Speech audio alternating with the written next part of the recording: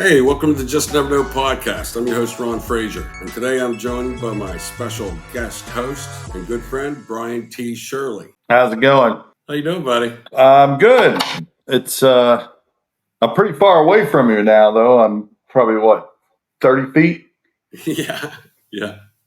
I'm actually in the same location as the great Ron Frazier this evening. I'm in Florida on a little bit of a tour, and glad to be here. Well, we're glad to have you, and I'm glad to have our guests who are also friends of. Well, all the way from the great Big Apple State, New York City.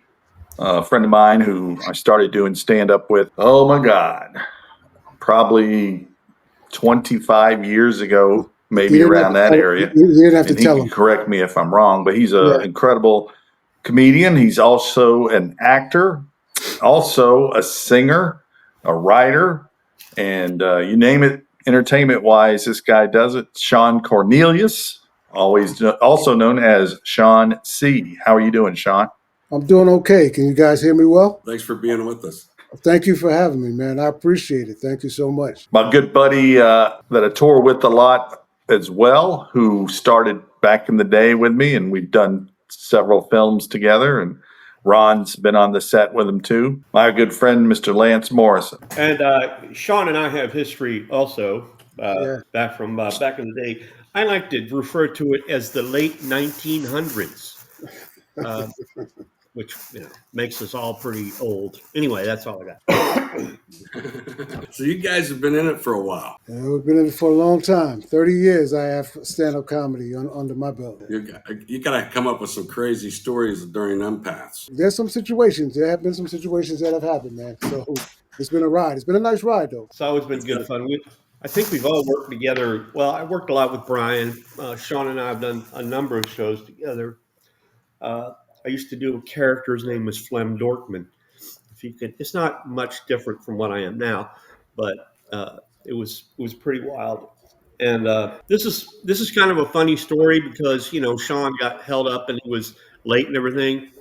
But we have another good friend. Her name is Barbara Carlisle, and Barbara saw Flem, and actually Flem worked in front of her one time. And Barbara just loved us. And we also have another buddy called Greg Big Daddy Patterson. And so Barbara said, you guys, what's wrong with this damn camera? Where am I going? Sorry. Barbara said, you guys need to play my club in Georgia.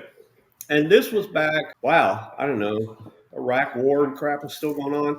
Well, her club was down there right off of Fort Gordon, Georgia. So I got off of my regular job, got in the car, and Greg got in the car, and we drove.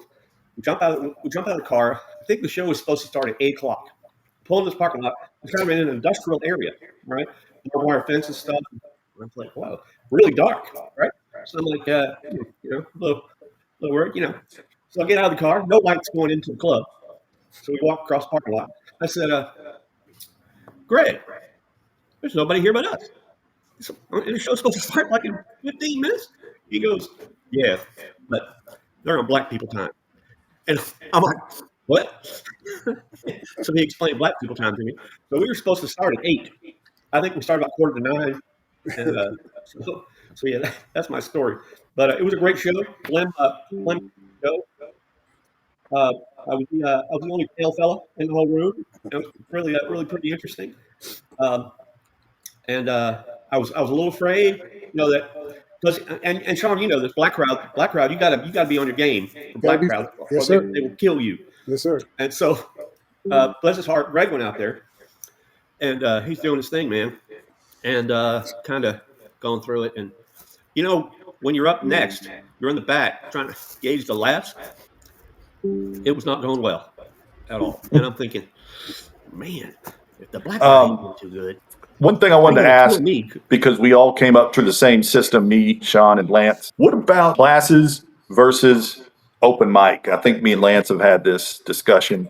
Still want to get your input, but Sean, I never really asked you about that. What about? Yeah, I mean, the class obviously you learn on both situations. You learn in the open mics and you learn in class, but it's a different scenario because you got to go out there and do your thing on your open mic or on stage. But in class, you don't really have to worry about but so much unless you're up in front of your classmates. But on when you do the open mic, you're up against people you don't know. You're out there doing your jokes and things like that. So it's a difference. It's a learning. Both of them are learning experiences, and I think they're both vital to the comedy game.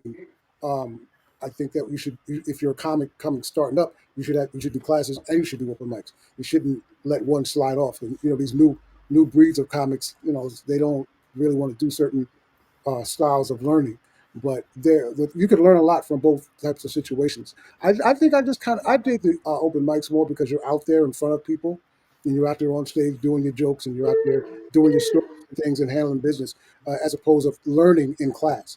Because when you're out there thrown to the wolves, you have to adjust. When you're in class, you can kind of take it easy because it's class and whatever the scenario was. Because I remember my first time going up and telling a Jeffrey Dahmer joke, and doing the whole Jeffrey Dahmer thing in front of unknown people, and but it was for $25. So it was cool. In class, you're not getting paid nothing. You can fail in front of your classmates, or you can pass in front of your classmates. But you was getting paid that night, so it was all right. But I do think open mics they can be a little bit better because sometimes they're just full of comedians. There's a lot of open mics up in New York, and I know a lot of guys probably come up that way. But are there any workshops up there that you know of? Yeah, there's the UC, what is it? UC something F. Well, there are classes, there are places where you can go and learn the style of comedy and the art of comedy. And then there are places where you can just go do open mics. There's not a whole bunch, but I mean, I don't know a whole lot of them anymore, but there are some, around. They're still around. You can still go down from the ground up and do those rooms. Well, Brian and I have talked about this a lot, this topic about, starting from the ground up, like you said. And when we see these younger guys, because we're all older guys, we're kind of old school. Like you said, we had to start with 5 minutes, 3 minutes, whatever it was, and work our way up to those gigs where we're getting $25, et cetera, et cetera. So, but we don't really see that much anymore, I don't think. That development, that paying your dues kind of thing. So. Yeah, they're still around, but things are different. Again, the time frame, because when we came up, there was things that were different from before we started.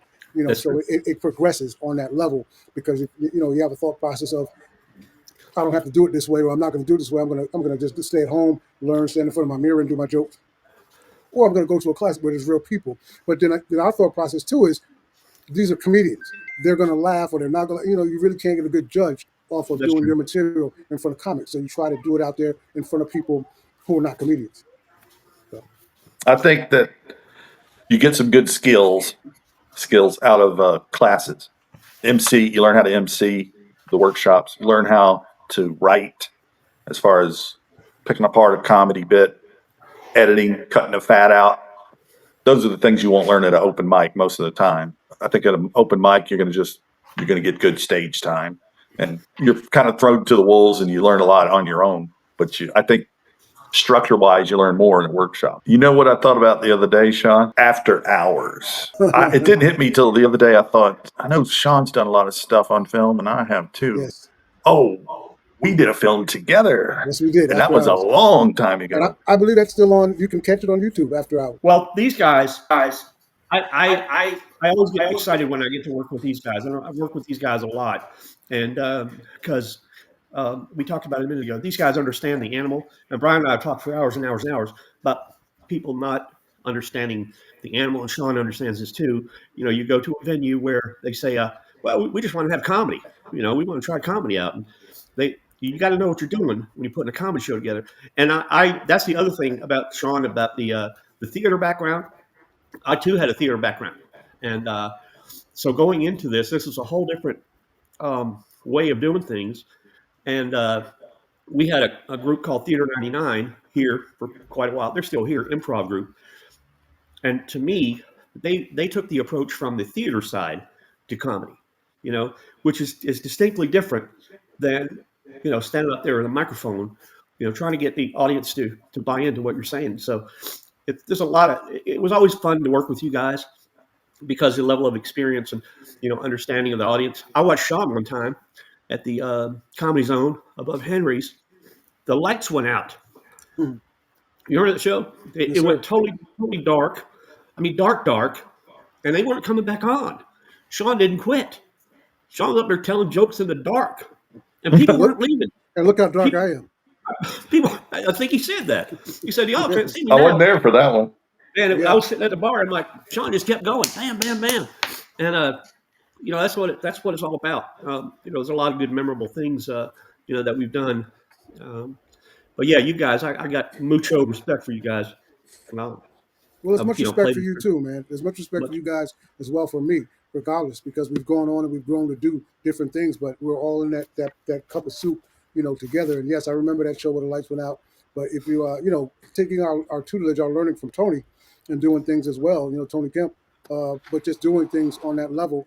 I'm not sure if I was supposed to mention that name or not, but but that's where it came from, and having that class. So doing that, and just when the lights went out, I was like, just keep going, doing what you're doing, and make fun of it. And I've had things happen to me on throughout the years. Besides lights just going out, things getting thrown at you, and guys DJ having intimacy with young ladies, and while the show was going on, and comics up there getting bottles thrown at them, and all kind of wildness. So you have to prepare yourself for whatever. You got to be funny, but you also still have to be prepare yourself and not know what's going on, and because anything can happen. Yeah. Brian, you got to take all the skills you have and put them into one. I did that last night. I told y'all about the gig, pretending I was an employee. Yeah. How that and then spoiling, everybody thinks this guy's going to get fired. I mean, they did. I went out and I acted like a complete asshole to everybody, tell them I was better than them, basically. And then the owner of the business, we're talking a multi-million-dollar business, sitting there with his employees, and I walk up and I'm like, "Hey, I'm Tom Hansen. It's my first day, but you better watch my numbers, man." And the guy's like, "Well, we got a good program." And I said, "Yeah, but I think I know what to do." The owner, right? And so you take the skills of being improv and acting, and then I did stand up once they revealed who I was. But you can't do that if you don't go through a certain amount of stuff. You know what I mean? You can't be in this 5 years or 6 years and pull something like that off. Right. It does take a little bit of time. And that's the thing. All these guys we knew way back when, where are they at now? It's funny to think of some of the guys that we came up in the business with and what they're doing now. Nothing bad or good about it, just what happens in life. And some people don't hang in there for what they get a family or whatever. And then there's guys that say, "Just screw it. This is all I'm doing." And some of them hang up, like Lance hangs in with his foot in there and continues doing other things, but always comes back to it. And then Sean, who goes through a lot of stuff, and thank God you came back from what happened to you a few years ago, and you're powerful enough to say, "I'm still doing it." Thank you. You as well, brother. You as well have been through your trials. We all go through our trials and tribulations, and they're different. And you're hopeful that you can, make it out or make it through, because you're going to understand what's happening with your life, about life. And that's what we didn't know when you're younger. It's like, okay, I'll go through this, or I'm in this game and I'm just going to have some fun. But then life hits you while you're in it. And sometimes it can help you make it through it. There are things that you can do and still hang on. And I just said that to myself last night. I went to an event where all these celebrities, these people were getting awards.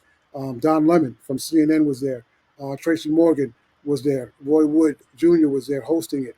Ledisi, the singer, was there. There were a lot of people grabbing things. And it just, for me, it was a reminder. It was like, wow, you're in the same, you were doing this. You are on that stage at certain points, because I am booked to do certain things coming up.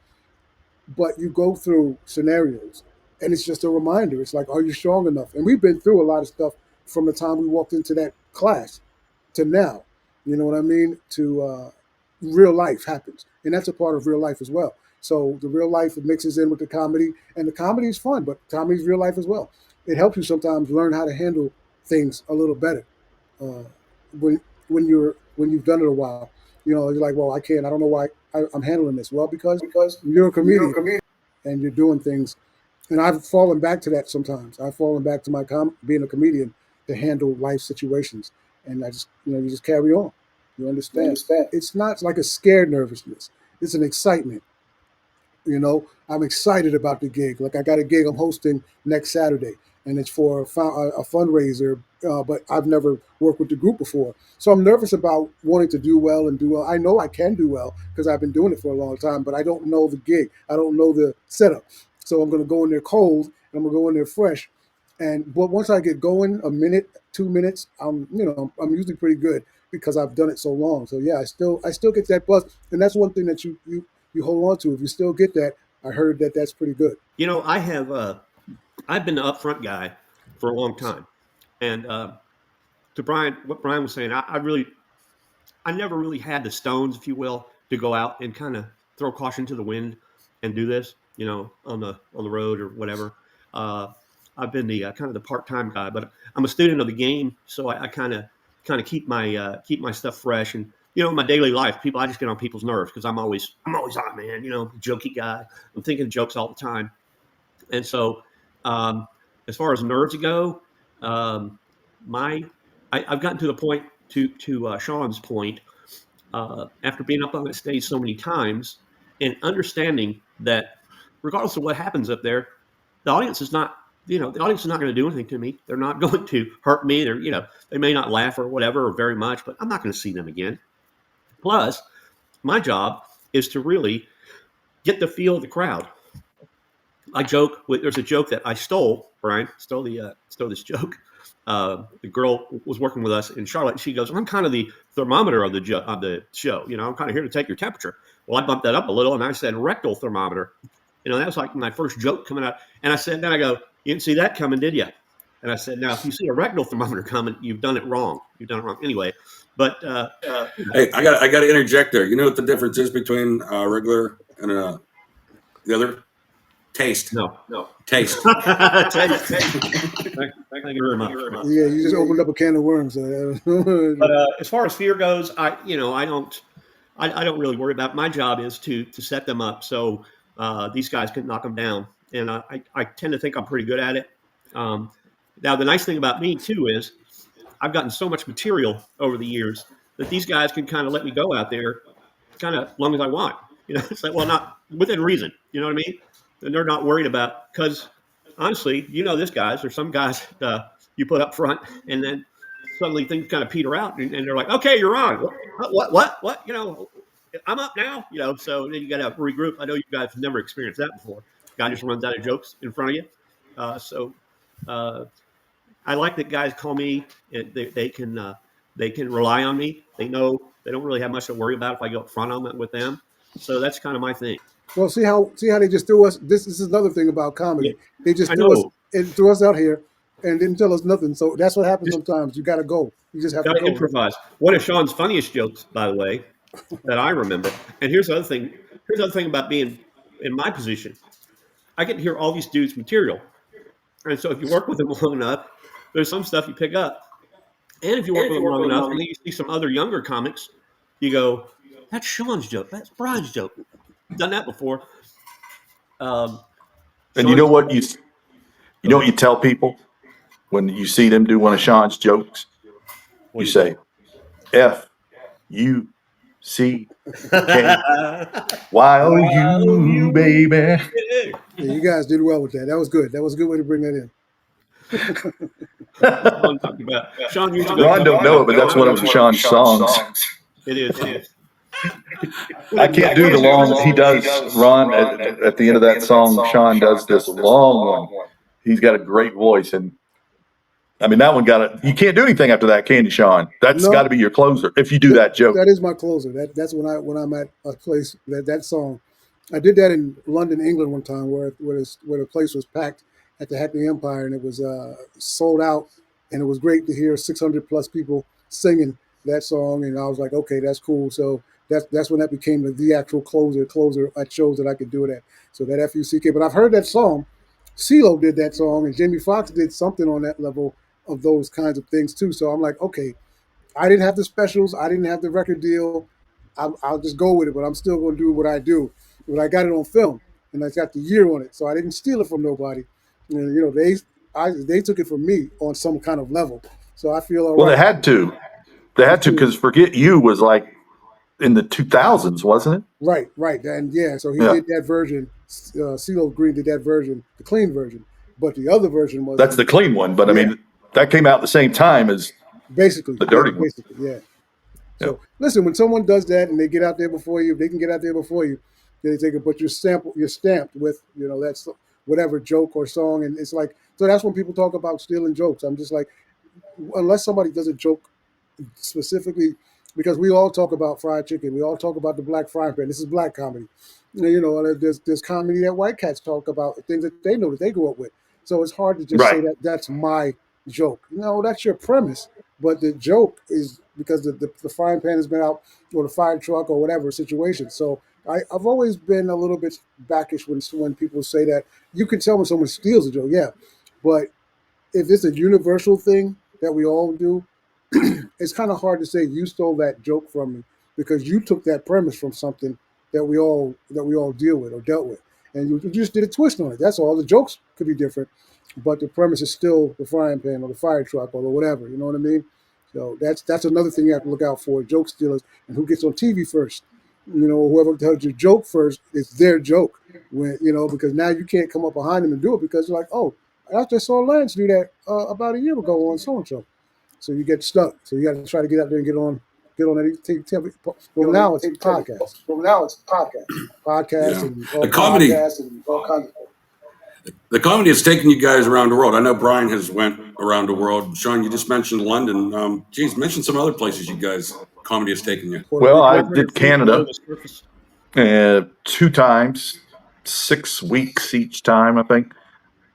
And I'm not sure if Lance knows this guy, but I'm pretty sure Sean will. I met him through the workshop.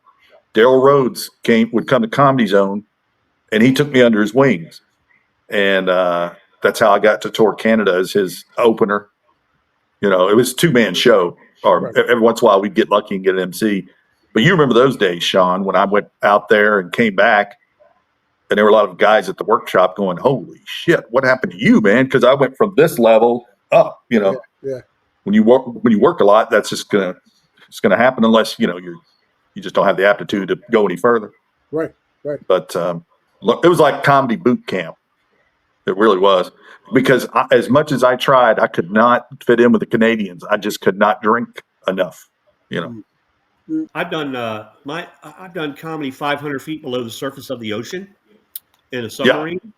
Because I was a submarine sailor some years ago, and you got to do whatever you can up there down there to maintain morale. So we had this little talent show one night, and so I got up and did some comedy. So that's probably the most unique place that I've been. Over my people are all from Scotland. I've done some stuff over there before because they love me. I got a good crowd over there. Family. They planted. I hear you do a lot of castles over there and Yeah. bridges. Bridges, castles, and bridges. Yeah, that's right. But Sean, Yes, sir. you worked a lot for the Comedy Zone back in the day. Yes.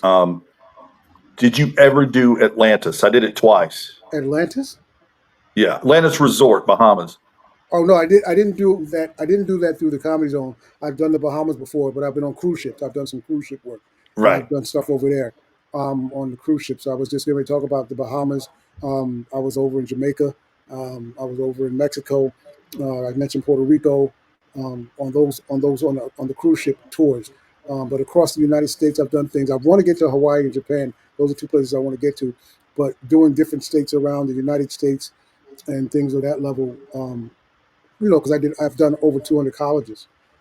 So college, I've done that kind of work, which is cool. The colleges were cool, and that got me around doing different states. And we would do colleges in West Bubble, West Bubble. It's just nothing but sticks and trees in the college out there. So we would do those. It was an experience to do, but yeah, I've been all around. That's a tough circuit to get on to. We had a college circuit, and this was called the Black College Tour. And we wouldn't just do black colleges; we would do colleges all over. You know what I mean?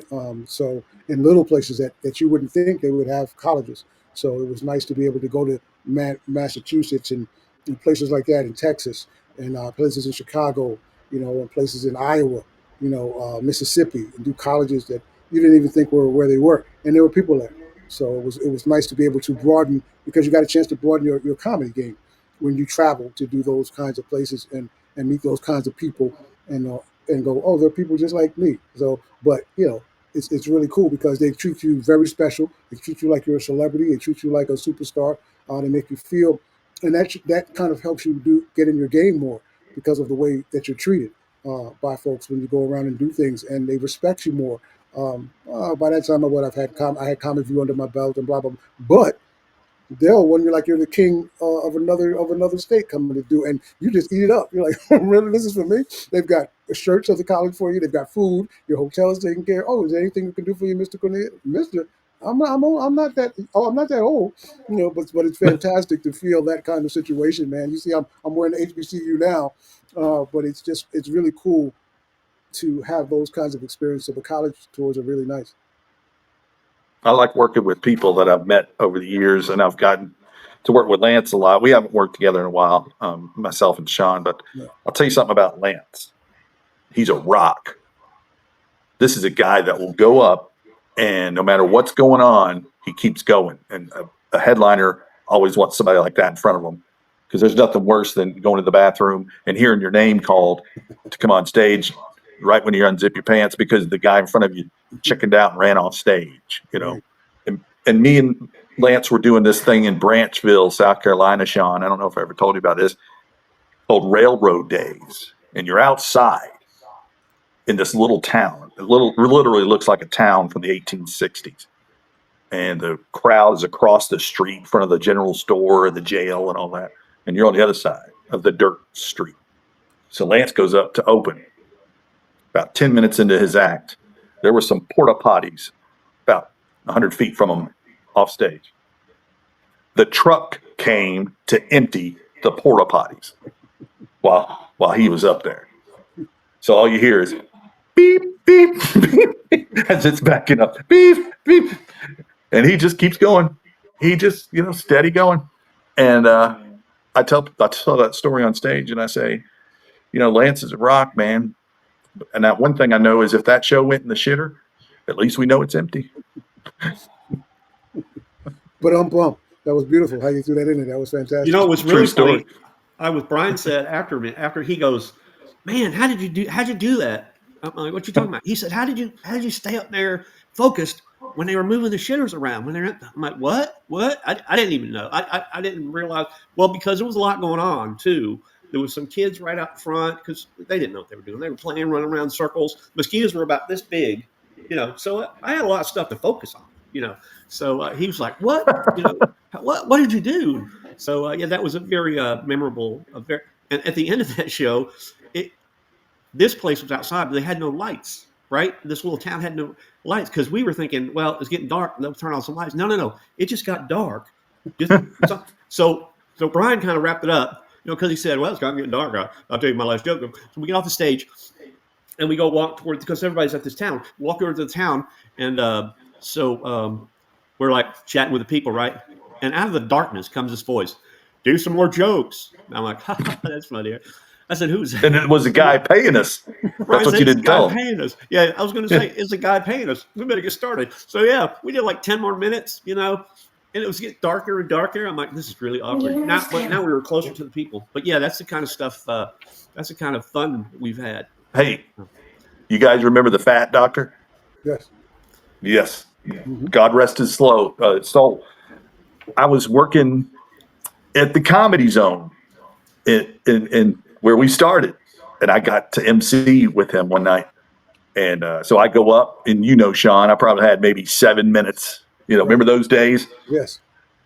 And I go up, do my 5, bring up the middle act. He does his 30. I go up to do 2 more minutes just to kind of. Here he is, the Fat Doctor. Nobody comes on stage. I do it again. Please welcome the Fat Doctor.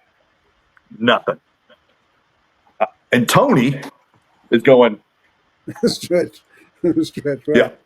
And I got nothing. I don't even remember what I did. Finally, the Fat Doctor shows up, and this is what he told me. He said he was in the room. He had drove from Virginia, I believe it was, and took a nap, and did not make it to the room until they called him from the front desk. Hey, Fat Doctor, "You're on." He said, "Really? How am I doing?" Yeah, we've had some times, man. We've had some situations happen doing it this long. So there were things that are cool to remember, and there are things that you want to forget. I don't know about you guys, but one of my things was always communicating, trying to connect with a lady. And I was Yeah. at this. I connected with this lady in Augusta one night, and I was at her house, and I'm laying Uh-oh. in her bed, kind of naked, so we're both kind of naked, and then his car pulls up outside, and I'm thinking, I'm like, well, who the heck is this? Because this is supposed to just be, and she's a corrections officer, so she's got a gun and all this other stuff. And then the car pulls in the driveway, and I'm just like, well, because I'm in Augusta, and I'm by myself. My car's outside on the side, because regardless of those situations, you still think, all right, I want to be safe. I got to be safe. So, but you still want to connect with some ladies. So coming up early in the career, I don't know about you guys, so I won't throw you under no buses. But that, my thing being single was trying to get a lady. Well, obviously I'm here to tell a story, so everything worked out. But it was a situation in Augusta, Georgia, yeah. And I had friends waiting for me at the Waffle House because I was at the lady's house, and then the car pulled up, and then the car drove off. So there's some wild stories on that level. Even cats coming to hotels where we stayed. I don't know about you guys, but people Mm. coming to hotels because even that was the Augusta room that Tony had, and we would go down and host and do stuff. Do Well, get there some was time. up in Greenville, I was doing a tour, and I had to share a room with Bob Levy, from Howard Stern. He was trying to pawn this chick off on me during the show, while we're partying or whatever after the show. And she was kind of older, and she was just drunk and, one of those things. And I grabbed one of the waitresses and pulled it aside. And I said, "Could you do me a favor? Could you just pretend you're my girlfriend so this girl will leave me alone?" And it was a cute waitress. And she said, "Yeah, sure." And after the show, after we get finished partying, and the lady leaves, thank goodness. But the girl that I asked to be, my girlfriend, fake girlfriend, actually said, "Where are you guys going?" I said, "I don't know." So she said, "Where are you staying?" Told her the hotel. She shows up. "You want to go get something to eat?" I'm like, "Sure." Bob Levy gets his wallet, pulls out some money, starts handing it to her. She goes, "What's that?" He goes, "Well, I want you to bring me back a hamburger." And she looks at him. She goes, "He's not coming back here tonight." I just looked at her and I went, "I guess not." And so I get in the car, leave with her. Obviously, we know what happened. So I left all my stuff in the hotel room. I come back the next morning. Bob Levy is still there. I figured he'd haul ass. I come in the room. There he is. He's bopping around the room. I go, "What are you still doing here?" He goes, "I want to see what happened." So what do you think happened? But that's how it was on the road, man. Yeah, those situations. This is maybe not the these best guys, stories that you should tell around, but that's just the truth. Ron, these guys were so good when I was coming up. I thought, man, I need another edge. I got to get an edge. So I suddenly I started doing this character. I don't even know where this character came from, and his name is Flem Dorkman. And actually, to Flem's credit, and this is when you kind of got gold. When your fellow comedians, when you walk into a room and you're just chatting, they go, "Well, how's Flem doing?" Like he's a real person. And they used to do that to me all the time. They go, "Hey, man, how's Flem?" Because Flem got so big, he had a backstory. He had a sister who was a stripper. He had a brother, who was an asshole. I mean, he had a whole thing. And these guys, initially they weren't sure about me going up as Flem in front of them. But then, it became a thing. So for like several years in a row, I was Flem. As a matter of fact, Tony, the promoter, every time I'd walk in as Flem, he would act like he didn't know me. He would, wave me off and say, "Hey, don't act like you know me, man. Don't, because I mean, Flem was different. He was different. So, but yeah, that's how I kind of, got my edge. And I did Flem actually that night in Augusta at Fort Gordon. So, yeah. What did you guys think of Sean had a Flem? character he used to do. Who was the character? Try to remember He the used to put on the big I wig used to have the wig and on. everything. Yeah, I forgot what the name was, man. He made so long ago. Didn't you put a tooth in or something? It was a gold tooth, Yeah. and I had a wig on for a little while. I don't remember, but wow, you just brought I back memories. just remember you doing this character from a while back. I think he sang. I think you had him sing a song or something. Just trying stuff, probably. I have for a I little never while. asked you guys this, but what did you think about Flem when you saw Flem coming? Yeah, because Flem's been up in front of you guys on more than one occasion. So what were your Well, thoughts I on used to that? think, wow, I bet that guy's getting laid. I never, yeah, it was on that level because Flynn would come out and you would think he's this is a character he's bringing out some chicks. So that was, or something is wrong. And so when you would bring him out, sometimes it would be, how people have their they have themselves, but then they also have their other what do you call them? Alter ego? Their other alter ego, yeah. And Flynn was a part Yeah. of Lance's alter ego, and he always wanted him to be out, and that he just had that situation. It was a real person. It was. I'll never forget, man. And people thought I was special. That was the other thing. Sometimes the audience thought I was special. And I came off the stage one time. I was actually working with Sean Jones, and I came off the stage, and there was this guy. People like to high five and stuff coming off the stage, and he goes, "Nice job," because I had just done like 6 impressions. I ended my show with impressions, and he's like high fiving me, and all I could think of was, "Good job, special guy." Like he was. I'm like, this idiot Like you thinks get I'm a special. participation Yeah, trophy or good something. job, man, that was brilliant. Oh, look at me. So there he is. What's That's coming up for you guys? What are you doing next, Sean? Well, I've got this the fundraiser event that I'm hosting, which I just don't, I couldn't tell you the name, but it's a Christmas fundraiser, and then I have a show for some Masons the following week where I'm playing Santa Claus, telling jokes. all right. And there's a black Santa Claus. There really is a black Santa Claus. Yeah. So I'm doing that kind of thing, and then there's a club called Levy Live here in New York, up in Nyack, New York, where they bring big names, and I'll be featuring. I'm not sure who's going to be there that weekend, but they give you dates, and then you find out when that week comes who's going to be there. So I think DL Hughley was there recently, and cats on that level.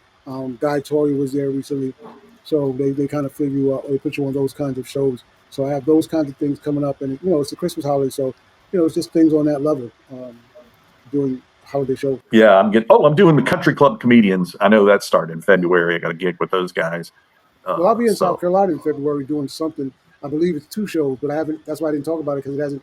It's been kind of confirmed, but not confirmed. But there's something I'm supposed to be doing, which is in connection with the stroke situation and talking about that, but also doing some comedy and things on that Yeah. level. So I'm doing a lot more of that type of work. But if the regular stuff comes, it comes. But my thing is trying to put myself in that scenario because I want to talk about that situation. And sometimes I didn't want to, but it's a part of my life, so I have to do it. And it's very helpful. I'm doing so much stuff behind the scenes now. You can ask Ron because I was talking to him about it today. I did a video in between of being on the road for a company, a UGC video is what they call it. And then I got a voiceover I got to work on as soon as I get back. So I'm driving back to Charleston tomorrow to start working on that for a guy he liked my voice. I sent my voice tape reel or whatever, and he's got a show, and he's going to use my voice to MC the show. It's like a variety show or something. I haven't looked at the script yet. Well, that's what's so Ron, cool. these I'm guys, sorry, go ahead. to these guys' credit, these 2 guys have had both of them had major health issues, and like major, and Sean alludes to the stroke, and Brian's got this big zipper he calls on the front of his chest, and to their credit, these guys have just come back from some stuff where most people would just give up. Most people would be going, man, I need to go bag groceries or be a greeter at Walmart or something like that. But these guys, to their credit, and I'm telling you, being on the road and doing what they do and working all the time, people say there's a lot of stress and stuff involved in this, and they're traveling and all that stuff. So I got these guys are great friends of mine, but I got a great deal of respect for them, just for just not giving up because they could have given up a long time ago. Sean's the same way. We talked. As a matter of fact, Sean, I don't know if you remember, but we talked not too long after you'd had your health scare there, and you wanted some, words of wisdom about how to get through all that. And we had a long talk, a couple of times. Yeah, because it was. I gotta be honest. It was hard. It was very hard to, you're Superman for all these years, and then all of a sudden, kryptonite takes you right on down. But you're able to go through it, and as far as going through it, man, you're still thinking, you're still in it, you're still in that situation. So when I was told what was happening, what had happened to me, because I took myself to the hospital, and for a while I didn't want to talk about it. For a while I didn't want to. There were so many emotions that I went through, so many situations that I had to deal with, and I had to learn, and I had to adjust. Then I joined a group, when I got myself better.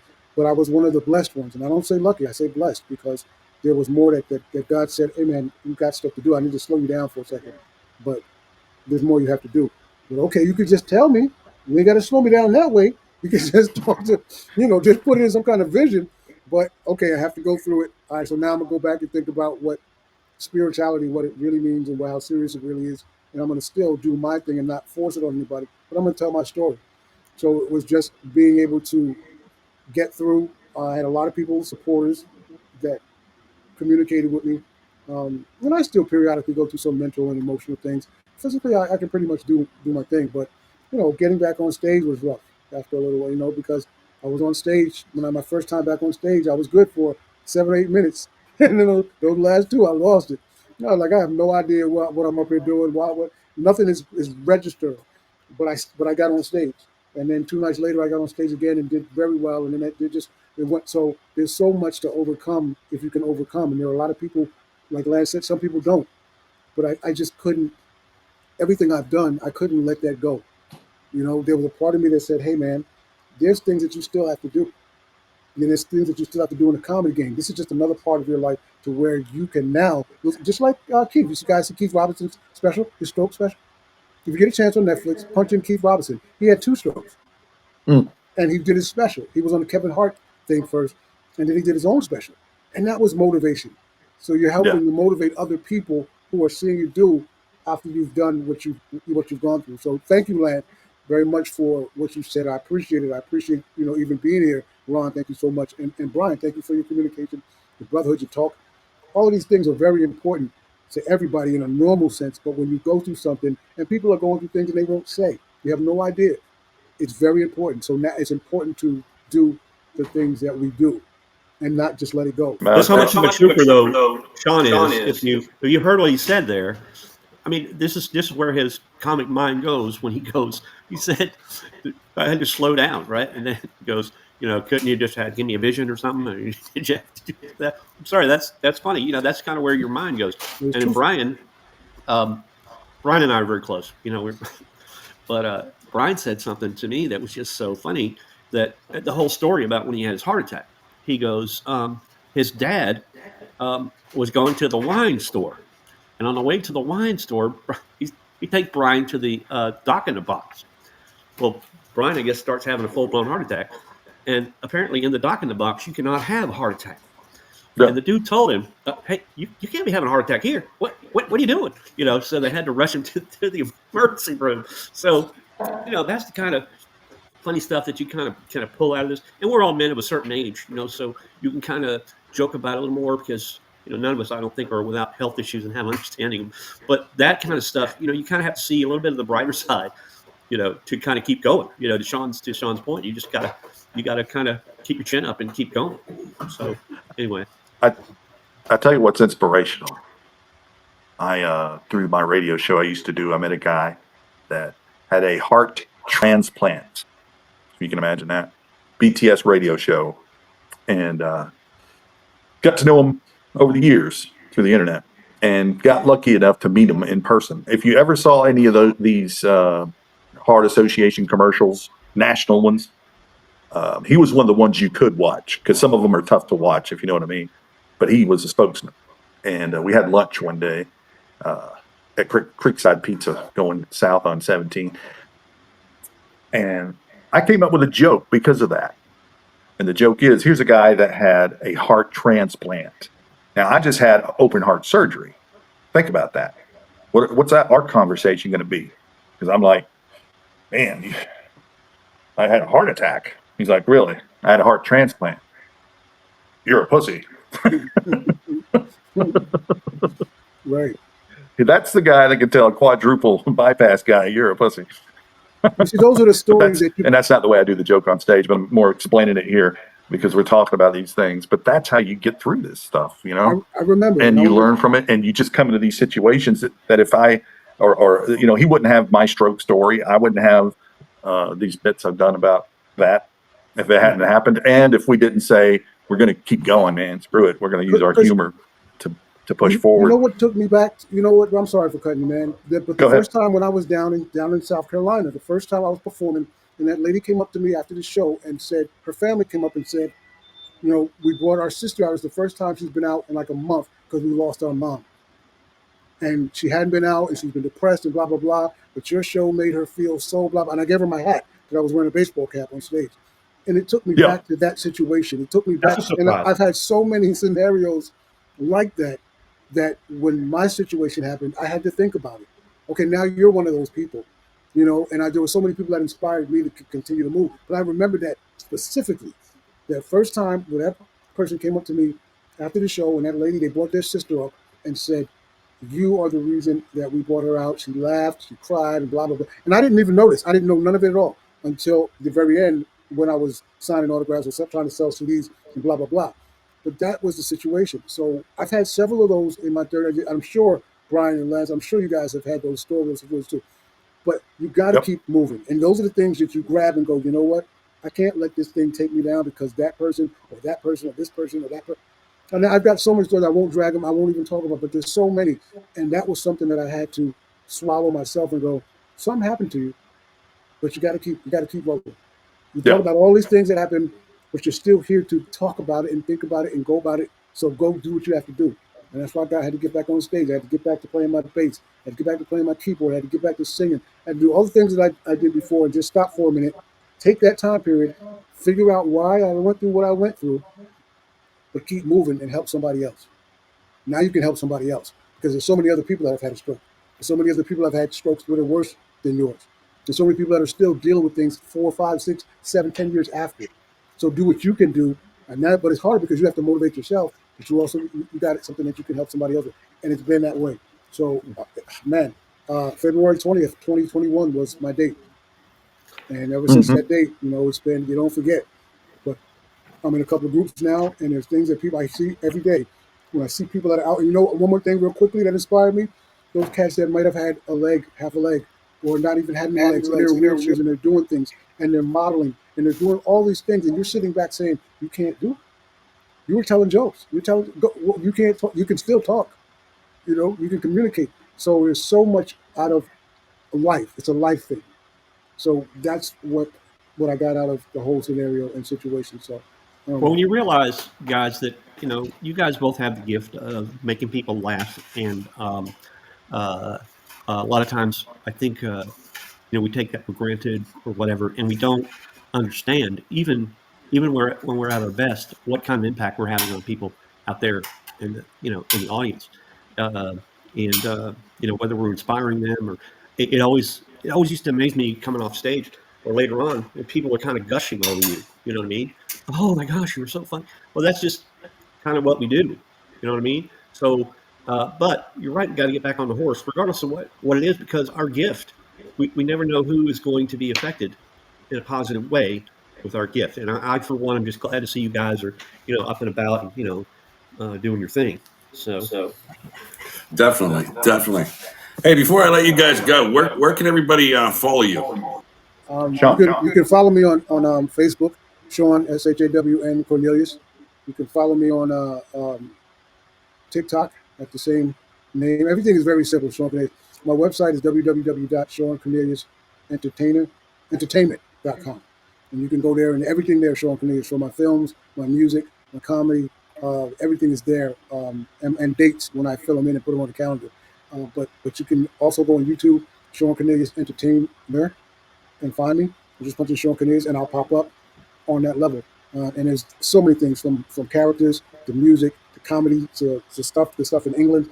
All of those things are on YouTube under Sean Cornelius Entertainment. Very cool. You're diversified as like Brian. That's Yeah, awesome. thank you, and thank you for having me, man. I appreciate it. Thank you. I appreciate it. Lance? there, but mainly the Facebook Reels. You can see me on that, and I have some videos up on YouTube. Anywhere basically you can see a Bengals socks video. I'm out there too.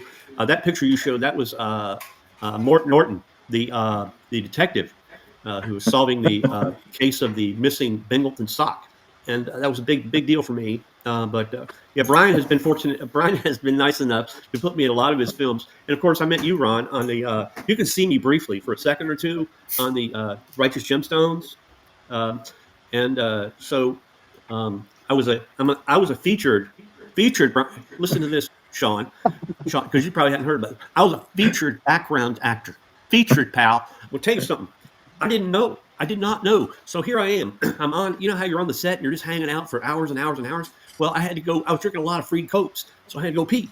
So I go out, and now when you're a featured, I was playing a deacon. We were deacons, right? Me and Ron were deacons. Well, they gave us a special badge as a deacon. I didn't know. You know, Ron was a seasoned guy. I didn't know.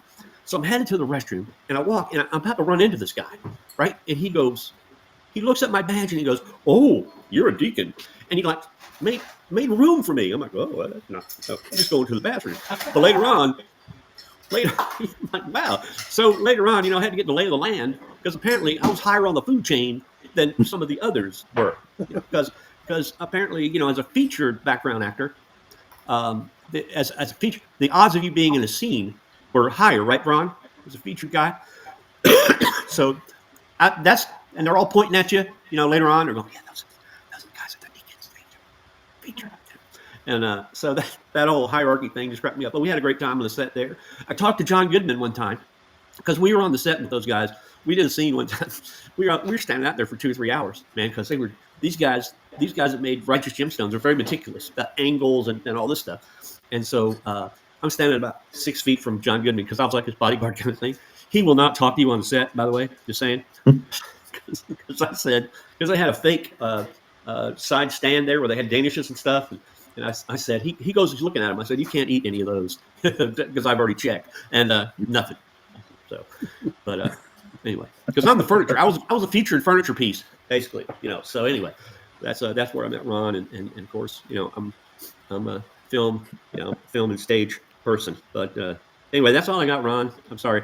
I had to just throw that in there. These guys are so much funnier than me when I get opportunity. Anyway, that's all I got. Oh, Brad, you can go ahead and share what you want, please.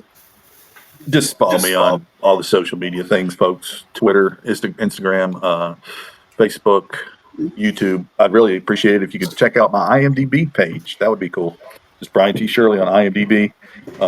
Push my little star meter up so my head will go like this. But that's pretty much it. Well, I want to thank you guys again. I appreciate you coming on and sharing your experiences and all your diverse experiences as well. And I appreciate it. And hope to talk again. Do this again. Yeah. Thank you so much. We'll do a catch up on all the things we've been doing over the past whenever we do it again. Thanks for having us on. It's been a blast. Hey guys, love you guys. Good to see you. Thank Good you. to see Love you, you too. Sean, Lance. Take care. Good to see you all. Bye.